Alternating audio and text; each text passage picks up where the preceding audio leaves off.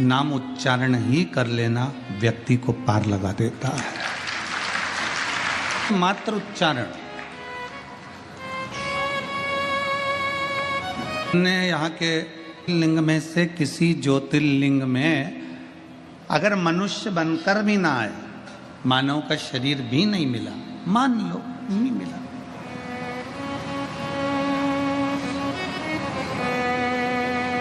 वैसे तो आप जितने काशी में कथा सुन रहे हो, गंगा जी के तट पर कथा सुन रहे हो और शिव महापुराण की कथा को श्रवण कर रहे हो, तो आपका और हमारा ये तो सील ठप्पा लग गया कि अगला जन्म नहीं होने वाला, बाबा के चरणों में जाने वाले हैं, ये फिक्स है। बोल बम का नारा है, सारी समस्या का हल। कोई लेट बनता है, कोई जल्दी बनता है, शिव को जल चढ़ाने वाला एक दिन सेठ जरूर बनता है। तो ये तो निश्चित हो गया कि जन्म नहीं होना, वापिस बार बार बार बार बार बार नहीं आना अपने को। तो अपने और फिर निवेदन है, अगर बैकुंठ जाएंगे तो वापिस आएंगे, नरक जाएंगे तो वापिस आएंगे, और कैलाश चले गए तो फिर आओगे नहीं। यहीं अपना घर है, बाबा की नगरी में अपना निवास है, तो ना कहीं जाना है ना कहीं आना है, यहीं पर सब आए, अपने को नहीं जाना।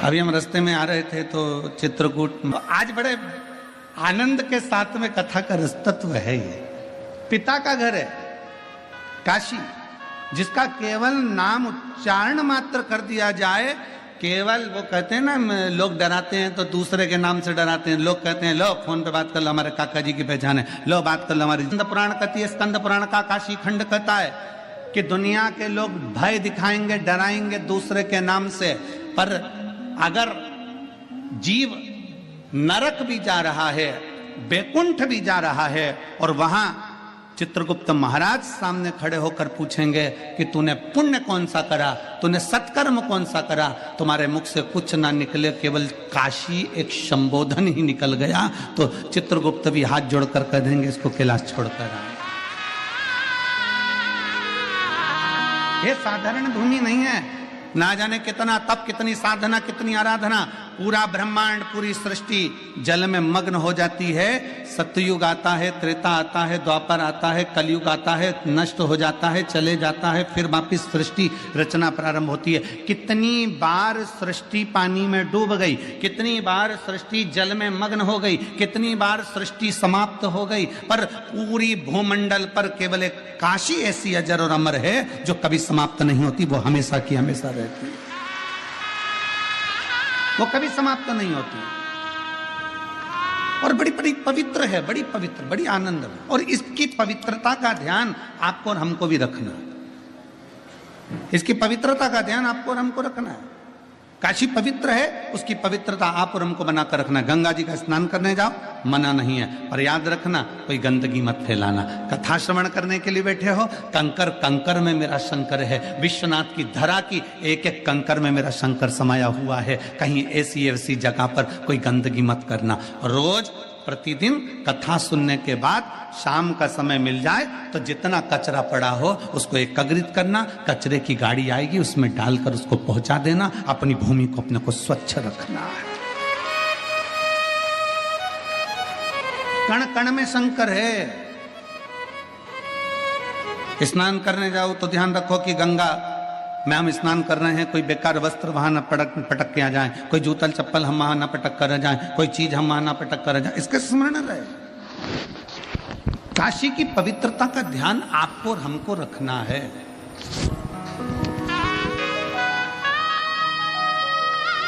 और शंभु शरण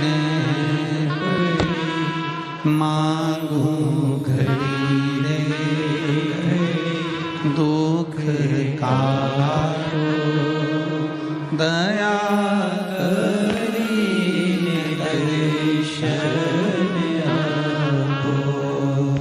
शंभु शरण घड़ी मांगू घड़ी दुख काटो दया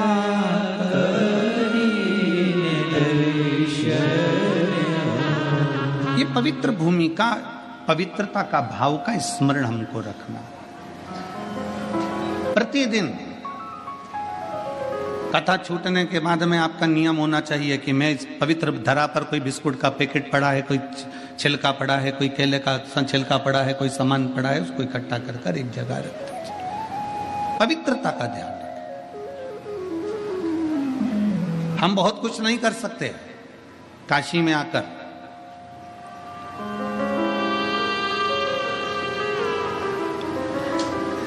दो चीजें कर सकते हैं, एक मेरे बाबा का दर्शन, दूसरा काशी में आकर थोड़ी सी सेवा। एक बाबा का दर्शन करिए और दूसरी सेवा करिए, और जितना बन सकता है सेवा के क्रम को आगे बढ़ाइए। कितनी सुंदर बात है। एक बड़ी सुंदर चरित्र आता है।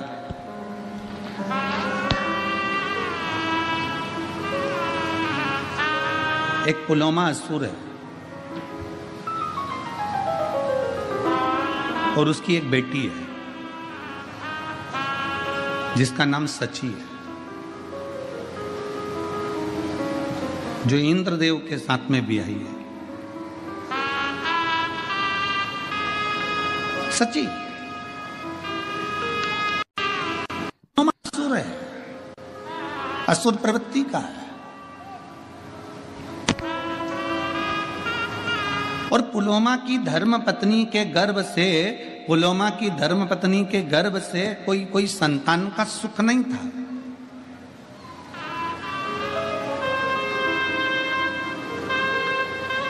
पुलोमा की धर्म पत्नी के गर्भ से कोई संतान नहीं थी, कोई औलाद नहीं थी। असुर है पुलोमा, असुर प्रवृत्ति का है पुलोमा, पर संतान का सुख नहीं था। अब उसको जब संतान की प्राप्ति नहीं हुई, बड़ा क्रोध में आ गया, बड़ा गुस्से में आ गया। करे तो करे क्या? पुलोमा ने विचार कर लिया कि अब देवताओं ने मुझे संतान नहीं दी है, इसलिए मैं सारे देवताओं को परेशान कर दूंगा। मुझे औलाद का सुख नहीं प्राप्त हुआ है तो मैं सारे देवताओं को परेशान कर दूंगा। सारे देवताओं के पीछे पुलोमा पड़ गया, सारे देवताओं के पीछे। बैकुंठ जाए, वहां भगवान नारायण को परेशान करे। ब्रह्मलोक में जाए, ब्रह्मा जी को परेशान करे। इंद्र लोक जाए तो इंद्र को परेशान करे। जहां जहां गरुण वरुण जितने लोक है, सारे लोकों में जाता और सबको परेशान करता, सबको कष्ट देता, सबको कष्ट, सबको परेशान करता, सब परेशान। एक दिन पुलोमा की पत्नी ने पुलोमा से कहा कि एक बात बताओ कि तुम रोज रोज चले जाते हो और हाहाकार मचा हुआ है, सारी दुनिया में तुम्हारा हाहाकार चल रहा है, कहीं तुम सबको परेशान कर रहे हो। अब की बार मैं तो चाहती हूं कि जब तुम किसी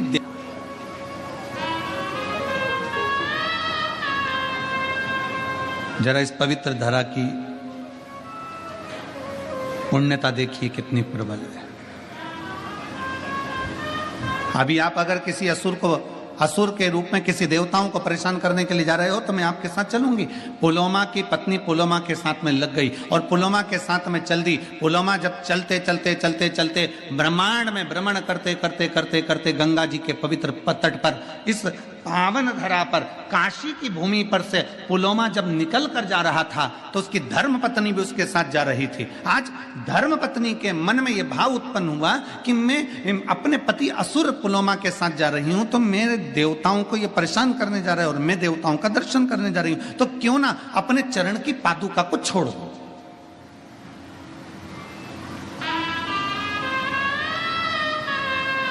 अपने चरण की पादुका को मैं त्याग दूं। कभी कभी आपके मन में भी ऐसा भाव जागृत होता है जब आप विश्वनाथ जी का दर्शन करने के लिए जाते हैं। कभी कभी आपके मन में भी यह भाव जागृत होता है जब आप गंगा जी का स्नान करने के लिए जाते हैं। कभी कभी आपके मन में भी एक भाव जागृत होता है जब आप काल भैरव का दर्शन करने के लिए जाते हैं। कभी कभी आपके मन में भी भाव उत्पन्न होता है जब भगवान मां अन्नपूर्णा का दर्शन करने के लिए जाते हैं। क्या करते हैं, अरे पास में मंदिर है ना, चप्पल कहाँ लेके जाऊंगी, मंदिर के दरवाजे पर छोड़ूंगी, यहाँ बात छोड़ूंगी, इससे अच्छा ये चप्पल में गाड़ी के अंदर छोड़ के चली जाऊं। कभी कभी अपने मन में विचार आता है कि ना, बोलो रे जी जाओ, सही है कि गलत है? अच्छे जम के तो बोलो, तुम्हारी आवाज से ज्यादा तो जी की आवाज है, ठीक है? अपने मन में भाव आता है कि मंदिर पास में, चप्पल में गाड़ी में छोड़ दो। अब ये तुम्हारी बुद्धि में, तुम इतने वीआईपी रहने वाले, तुम इतने चकाचक रहने वाले, एक मिनट तुम हॉल से भी अगर रसोई घर में जाओ तो बिना चप्पल के नहीं जाओ, तुम अपने वॉशरूम में भी जाओ तो बिना चप्पल के नहीं जाओ। तुम्हारी बुद्धि में ये आया कैसे कि मंदिर सामने है तो चप्पल गाड़ी में छोड़ जाऊं? ये तुम्हारी बुद्धि में, तुम्हारे मन से नहीं आया। जो तुम्हारे माता पिता ने भगवान शंकर को एक लोटा जल चढ़ाया था, उस जल का प्रताप तुम्हारी बुद्धि में आ गया और तुमने चप्पल गाड़ी में छोड़ दी और पैदल नग्न पैर से, नंगे पांव से, चप्पल को त्याग कर, पादुका को त्याग कर, जूते को त्याग कर और बाबा के धाम की ओर चल दिए, भगवान के मंदिर की ओर चल दिए। मंदिर पास में, तुम चाहते तो चप्पल को साथ पहन कर जाते, द्वार पर छोड़ देते, पर तुम्हारी बुद्धि में जो आया वो भगवान शिव की कृपा से आया। पर चप्पल का त्याग करा, नंगे पैर चलकर जा रहे हो, नंगे पैर चलकर जा रहे हो। अब पुलोमा की पत्नी ने विचार करा कि मेरा पति तो असुरों को, असुर प्रवृत्ति का और देवताओं को परेशान करने जा रहा है।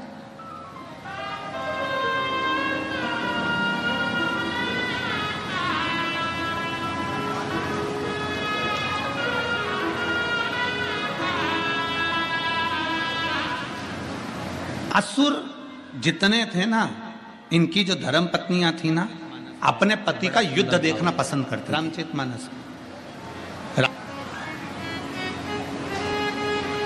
रावण मर गया, मंदोदरी रो रही है।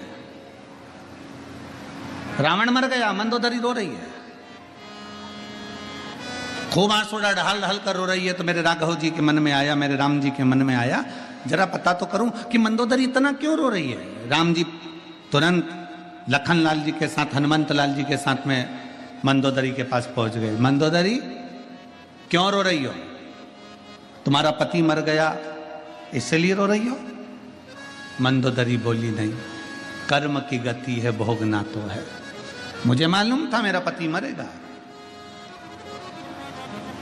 मंदोदरी, तेरे पुत्र मर गए तू इसलिए रो रही है? कर्म की गति है, मैं जानती थी कि मेरे पुत्र गलत का साथ दे रहे हैं तो वो भी मरेंगे। मंदोदरी, तेरा देवर कुंभकर्ण मर गया इसलिए रो रही है? नहीं, कर्म की गति है, वो भी भोगना है। तेरा पूरा राक्षस कुल समाप्त हो गया मंदोदरी, तू इसलिए रो रही है? मंदोदरी कहती है, नहीं, मेरा रोना इसलिए भी नहीं है।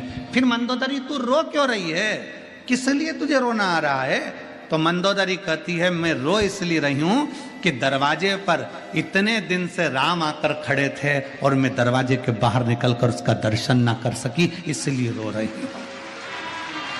लंका के दरवाजे पर राम खड़े थे और मैं उसका दर्शन ना कर पाई। लंका के दरवाजे पर राम आकर खड़े थे और मैं उनका दर्शन ना कर पाई। तो भगवान राम ने कहा, मंदोदरी, ये कोई अच्छी बात थोड़ी ना कि किसी अच्छे कुल की स्त्री बाहर निकलकर दर्शन करने के लिए बाहर आए। नहीं स्वामी, अगर मैं मेरे पति से नहीं आती कि मुझे केवल आपका दर्शन करने के लिए आती कि मेरे दरवाजे पर राम आए हैं तो उनका आदर कर लूं, सम्मान कर लूं, सत्कार कर लूं, उनका दर्शन कर लूं,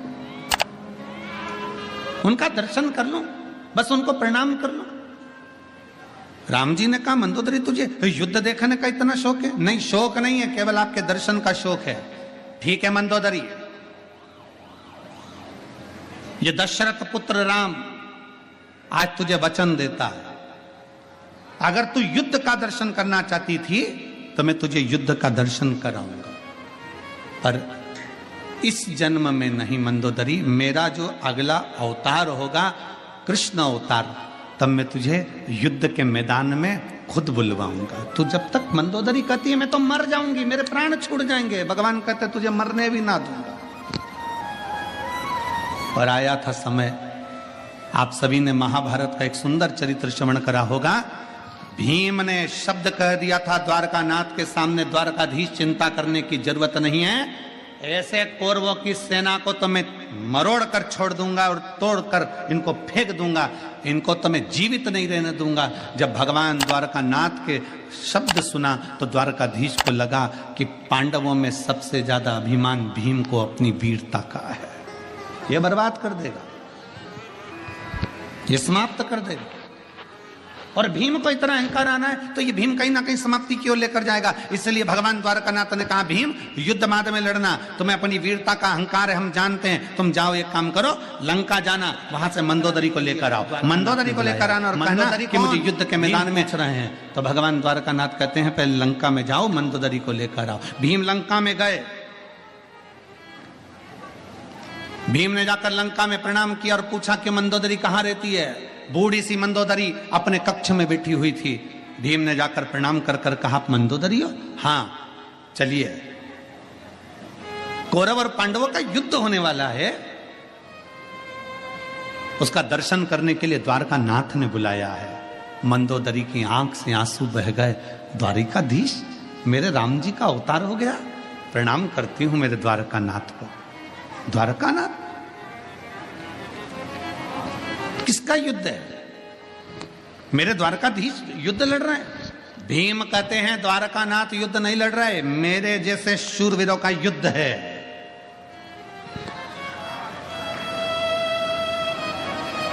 जो सुना मंदोदरी ने कहा, ठीक है, आप पहले स्नान करो, फिर अपन चलते हैं।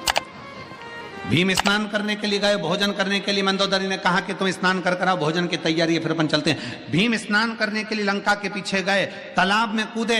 कूदने पर भीम को तालाब में से निकलने में 3 दिन लग गए। जो भीम समुद्र की थाप आकर एक क्षण में बाहर आ जाता था, वो भीम को तालाब में से निकलने में 3 दिन लग गए। 3 दिन बाद भीम जब निकलकर मंदोदरी के पास आए, मंदोदरी ने पूछा, भीम कहाँ रह गए थे? तुम इतनी देर में आ रहे हो, कहाँ रह गए थे? इतना समय लग गया तुमको? भीम कहते हैं मंदोदरी से, मां समझ में नहीं आता, मैं समुद्र में कूदता था, थाप आकर 1 सेकंड में बाहर आ जाता था, समुद्र में जाता था तो उसका छोर पाकर 1 सेकंड में आ जाता था, पर आज 3 दिन में बाहर निकल कर आया हूं। मंदोदरी ने पूछा, गए कहां थे नहाने? भीम कहते हैं लंका के पीछे। मंदोदरी कहती है वो तालाब नहीं था, मेरा देवर कुंभकर्ण मर गया था, उसके सिर की हड्डी पड़ी थी, उसमें पानी भरा गया था, उसमें नहाने में तुझे 3 दिन लग गए। मेरे देवर कुंभकर्ण के सिर की हड्डी में नहाने में तुझे 3 दिन लग गए। भीम, जिस देवर के सिर की हड्डी में स्नान करने में तुझे 3 दिन लग जाते हैं, सोच कि मेरा देवर वीर कितना होगा। और तू कहता है कि तेरे जैसे शूरवीरों का युद्ध देखने जाऊं?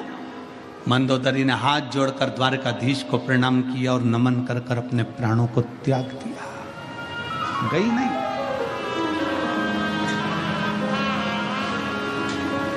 असुर प्रवृत्ति में जन्म लेने वाली कई असुर राजाओं की धर्म पत्नियां भी ये चाहती थी कि भगवान का दर्शन हो जाए। उस समय इसमें एक पुलोमा की धर्म पत्नी थी। पुलोमा की धर्म पत्नी जब भ्रमण करते करते करते करते अपने पति पुलोमा के साथ में इस काशी की पवित्र धरा पर आती है और पुलोमा की पत्नी काशी की पवित्र धरा पर आती है। आते आते पुलोमा की पत्नी ने विचार करा कि अब मैं अपनी पादुका का त्याग कर देती हूँ। ये पादुका का त्याग करना भी मतलब, आप अगर किसी मंदिर में जा रहे हो, देवालय में जा रहे हो, शिवालय में जा रहे हो, कुछ दूरी पर अपनी पादुका, अपनी चप्पल को छोड़ देना भी यह हमारे जीवन की एक कृतार्थता है।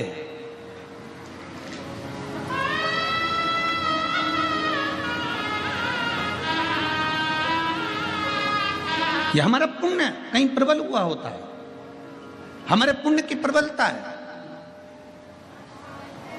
भगवान के प्रति हमारा प्रेम है।